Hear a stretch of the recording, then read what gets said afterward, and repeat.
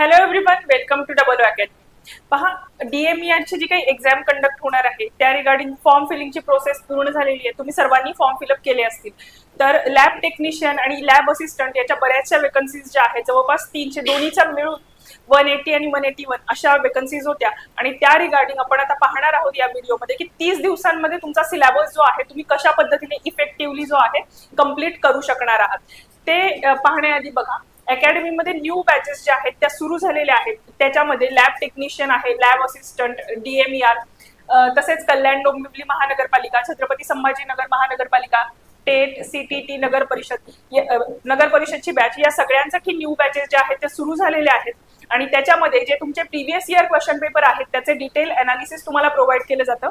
तुमचा जो सिलेबस आहे तो कंप्लीट कव्हर केला जातो आणि ई बुक, टेस्ट सिरीज आणि नोट्स जे आहेत तुमच्या सिलेबसच्या अकॉर्डिंगलीच तुम्हाला प्रोव्हाइड केल्या जात आहेत। या रिगार्डिंग तुमचे काही डाऊट असतील किंवा तुम्हाला बॅच जॉईन करायची असेल तर तुम्ही कॉन्टॅक्ट करू शकताय 8010457760 या नंबरवरती। तर आता आपण पाहणार आहोत की लॅब टेक्निशियन आणि लॅब असिस्टंट ही जी पोस्ट आहे किंवा लॅब टेक्निशियनची पर्टिक्युलरली बघूयात की त्याच्या टेक्निकल सिलेबस कोणता आहे। आणि तुम्हाला सर्वांना माहिती आहे की DMER मध्ये टेक्निकल आणि नॉन टेक्निकल असे दोन पोर्शन आहेत। नॉन टेक्निकल मध्ये तुम्हाला 4 सब्जेक्ट जे आहेत त्याचा स्टडी करायचा आहे आणि ईच सेक्शन किंवा ईच सब्जेक्ट जो आहे त्याच्यावरती 15 क्वेश्चन म्हणजे 15 क्वेश्चन विचारले जात आहेत।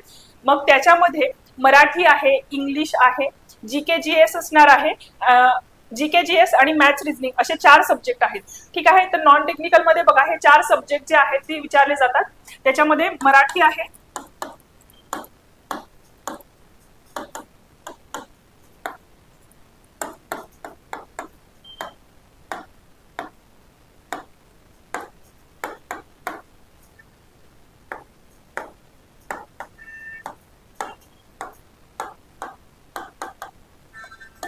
रिझनिंग आणि मॅथ्स असणार आहे। तर मराठी, इंग्लिश, GK GS आणि रिझनिंग मॅथ्स। तर तुम्हाला सर्वांना माहिती आहे की या प्रत्येकी पोर्शन जे आहे हे जे प्रत्येक सब्जेक्ट आहे ते 15 मार्क्स म्हणजे 15 क्वेश्चन्स जे आहेत ते विचारले जातात आणि 60 क्वेश्चन जे आहेत हे नॉन टेक्निकल पोर्शन वरती विचारले जाणार आहेत। आणि तुमचा जो टेक्निकल सिलेबस असणार आहे लॅब टेक्निशियनचा त्याच्यावरती 40 क्वेश्चन जे आहेत ते विचारले जाणार आहेत। तर बघा, मराठी असेल, इंग्लिश आहे, तर याच्यामध्ये मराठी ग्रामर आहे, समानार्थी विरुद्धार्थी शब्द असतील, शब्द समूहाबद्दल एक शब्द असतील, तर अशा टाइपचे क्वेश्चन जे आहेत तुमच्या एक्झाम मध्ये विचारले जात आहेत। तसेच spotting error kind of question म्हणजे त्या वाक्यातल्या चुका ओळखा अशा टाइपचे क्वेश्चन पण विचारले जातात। इंग्लिश मध्ये पण सेम तुम्हाला प्रिपरेशन करायचं आहे। इंग्लिश ग्रामर आहे, त्याच्यानंतर सिनॉनिम्स, अँटोनिम्स याच्यावरती पण क्वेश्चन आणि spotting error kind of question जे आहेत ते विचारले जातात। जीकेच्या पोर्शन मध्ये करंट अफेअर जे असणार आहे त्याच्यावरती जास्त प्रमाणात क्वेश्चन विचारले जातात। त्याच्यानंतर जे काही तुमचे जिओग्राफी, हिस्ट्री या सब्जेक्ट वरती क्वेश्चन विचारले जातात। त्याच्यामुळे ज्या पोर्शन वरती जास्त क्वेश्चन विचारतायत त्याच्यावरती आता तुम्हाला फोकस करायचा आहे, कारण तुमच्याकडे कमी दिवस शिल्लक आहेत। आणि त्यानंतर आहे रिझनिंग आणि मॅथ्स। तर लक्षात घ्या, असं कन्सिडर करून चालूयात की तुम्हाला रिझनिंग आणि मॅथ्सचं बऱ्यापैकी बेसिक नॉलेज आहे आणि तुम्ही क्वेश्चन्स जे आहेत ते सॉल्व्ह करू शकत आहात। तर या केसमध्ये तुम्ही काय करू शकता, आता जर तुम्हाला 30 दिवसांमध्ये प्रिपरेशन करायचं असेल तर मराठी आणि इंग्लिशचे डिरेक्टली मराठीचं मला वाटतं ग्रामर, बेसिक ग्रामर तरी सर्वांना येत असावं किंवा ग्रामरचे जर तुम्ही रूल्स जरी रीड केले तरीही ते 1 किंवा 2 दिवस लागतील त्याला मॅक्स टू मॅक्स प्रिपेअर करायला। तर मराठी आणि GK हे 2 टॉपिक जे आहेत तुम्ही एका वीक मध्ये कव्हर करू शकताय आणि त्याच्यासोबत टेक्निकलचा सिलेबस, नॉन टेक्निकल पोर्शन फक्त स्टडी करायचा नाहीये, टेक्निकल पोर्शन स्कोरिंग असतो त्याच्यामध्ये कॉम्पिटिशन जे आहे तुम्ही बीट करू शकताय। त्याच्यामुळे मराठी आणि GK हा पोर्शन जो आहे तुम्ही एका वीक मध्ये कव्हर करा। नेक्स्ट दुसऱ्या वीक मध्ये इंग्लिश आणि रिझनिंग आणि मॅथ्स हा जो पोर्शन आहे तो तुम्ही कव्हर करायचा आहे। जर असं तुम्ही केलं तर 2 वीक्स मध्ये तुमचे हे नॉन टेक्निकल 4 सब्जेक्ट जे आहेत कव्हर होतील आणि जेव्हा त्याचा सिलेबस स्टडी करत असतात त्याच वेळेस त्याच्यासोबत सेक्शनल टेस्ट ज्या आहेत त्या सॉल्व्ह करायच्या आहेत। अशा पद्धतीने जर तुम्ही प्रिपरेशन केलं तर तुमच्या टेस्ट पण प्रिपेअर होतील आणि तुमचं प्रिपरेशन प्रॉपर पद्धतीने होणार आहे। हे झालं नॉन टेक्निकल सब्जेक्टचं आणि 2 वीक मध्ये तुम्ही हे सगळं कव्हर कराल आणि त्याच्यानंतर 2 वीक्स जे आहेत त्याचं रिव्हिजन करण्यामध्ये द्यायचे आहेत। ठीक आहे, त्याच्यानंतर आपण बघूयात जो तुमचे टेक्निकल पोर्शन आहे तो कशा पद्धतीने कव्हर करू शकताय 30 दिवसांमध्ये। तर बघा, जवळपास 10 ते 12 टॉपिक्स जे आहेत टेक्निकलचे लॅब टेक्निशियन यांच्यासाठी असणार आहेत। लॅब असिस्टंट साठी आपण हे प्लॅनिंग नंतर पुन्हा एकदा बघणार आहोत, पण लॅब टेक्निशियन साठी पर्टिक्युलरली बघून घ्या, तुमचा टेक्निकल पोर्शन फक्त वेगळा आहे। तर मग टेक्निकल मध्ये बेसिक सायन्सेस आहे, बायोकेमिस्ट्री आहे, microbiology, pathology, mycology, haematology including blood transfusion हा टॉपिक इम्पॉर्टंट आहे. तर याच्यामधले इम्पॉर्टंट टॉपिक तुम्हाला तुमच्या प्रिव्हियस इयर क्वेश्चन्स मधून फाइंड आउट करायचे आहेत की कोणत्या टॉपिकवरती जास्तीत जास्त क्वेश्चन विचारले जातात. तसं बघितलं गेलं तर हिमॅटोलॉजी सेक्शनवरती जास्त क्वेश्चन विचारले जातात. हिमॅटोलॉजी असेल, क्लिनिकल पॅथॉलॉजी असेल, ब्लड बँकिंग, इम्युनॉलॉजी आणि सेरोलॉजी हे टॉपिक मोस्ट इम्पॉर्टंट टॉपिक आहेत. त्याच्यामुळे प्रिपरेशन करताना काय कराल तर या टॉपिकचं पहिल्यांदा प्रिपरेशन तुम्हाला कव्हर करायचं आहे. कारण याचा एक रूल असतो 20% सिलेबस कव्हर करून पण तुम्ही 80% मार्क्स जे आहे ते स्कोर करू शकता. कारण त्याच इम्पॉर्टंट टॉपिकवरती जास्त प्रमाणात क्वेश्चन विचारले जातात.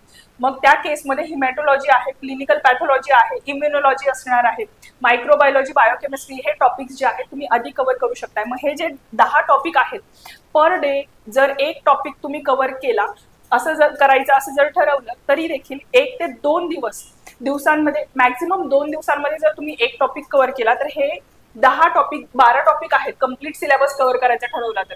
इम्पॉर्टंट काढले त्याच्यातले तर 7 ते 8 टॉपिक जे असतात ते मोस्ट इम्पॉर्टंट टॉपिक आहेत. 1-2 टॉपिक जे आहेत तुम्ही स्किप केले तरी चालणार आहे. 1 किंवा 2 क्वेश्चन त्याच्यावरती विचारले जातात. मग जेव्हा अशा टॉपिकचं तुम्ही प्रिपरेशन करत असता त्यावेळेस तुम्ही काय करायचं आहे, जे 7 ते 8 इम्पॉर्टंट टॉपिक आहेत पर 2 दिवसांमध्ये एक टॉपिक जो आहे तुम्ही कव्हर करू शकताय. म्हणजे 8 टॉपिक कव्हर करायला जवळपास तुम्हाला 15 ते 17 दिवसांचा कालावधी लागेल. तर फर्स्ट 15 डेजमध्ये जर तुम्ही पर 2 डेज 1 टॉपिक म्हणजे 2 दिवसांमध्ये एक टॉपिक जर कव्हर केला आणि टॉपिक कव्हर करतानाच त्याच्यासोबत त्याचे जे काही MCQ असणार आहेत, त्याच्या सेक्शनल टेस्ट आहेत त्या सगळ्या तुम्हाला कव्हर करत जायचं आहे. म्हणजे तुमचं MCQचं प्रॅक्टिस पण होणार आहे. म्हणजे थेरी सब्जेक्ट आणि त्याच्यासोबत MCQ असे जर तुम्ही 2 दिवसांमध्ये एक टॉपिक कव्हर केला तर 15 दिवसांमध्ये तुमचे हे टॉपिक्स जे आहेत इझिली कव्हर होतील. आणि त्याच्यानंतर रिव्हिजन जे आहे जर तुम्ही 15 दिवसांमध्ये हे थेरॉटिकल 8 ते 9 टॉपिक जर कव्हर केले तर एका वीकमध्ये 1 वेळा असं तुमचं 2 वेळा रिव्हिजन जे आहे ते कम्प्लीट होणार आहे. ठीक आहे. तर पहा, आणि सेक्शनल टेस्टच्या बाबतीत तर अकॅडमीमध्ये टेस्ट सिरीज पण ज्या आहेत त्या अवेलेबल आहेत लॅब टेक्निशियन आणि लॅब असिस्टंटसाठी. तर बघा, या व्हिडिओमध्ये आपण बघितलं की कशा पद्धतीने तुम्ही टेक्निकल आणि नॉन टेक्निकलचा जो सिलेबस आहे 30 दिवसांमध्ये इफेक्टिव्हली कव्हर करू शकताय. नॉन टेक्निकलचे 2 टॉपिक तुम्हाला एका वीकमध्ये कव्हर करायचे. अशा पद्धतीने 2 वीक्समध्ये तुमचा सिलेबस कव्हर होईल. आणि जो टेक्निकल सिलेबस आहे तो तुमचा 15 to 17 डेजमध्ये जर इफेक्टिव्हली आणि जास्त आवर्स तुम्हाला याच्यामध्ये स्टडी करायला लागणार आहे कारण दिवस कमी आहेत.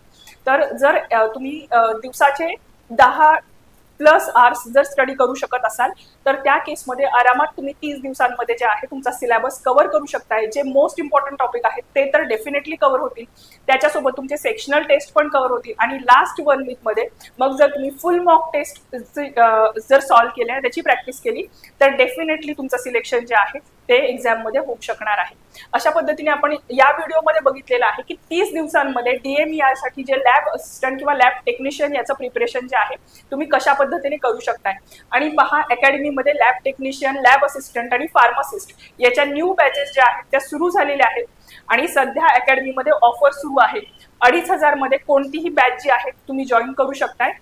तसंच बघा, याच्यामध्ये सध्या 15 ऑगस्ट आणि रक्षाबंधन सुरू आहे त्याच्यामुळे त्याच्यासाठीच ऑफर्स ज्या आहेत त्या सुरू आहेत. त्यामुळे तुम्ही कोणतीही बॅच जर तुम्हाला गायडन्सची कमी वाटत असेल तर कोणतीही बॅच जी आहे 2500 म्हणजे 2500 रुपयामध्ये जॉईन करू शकताय.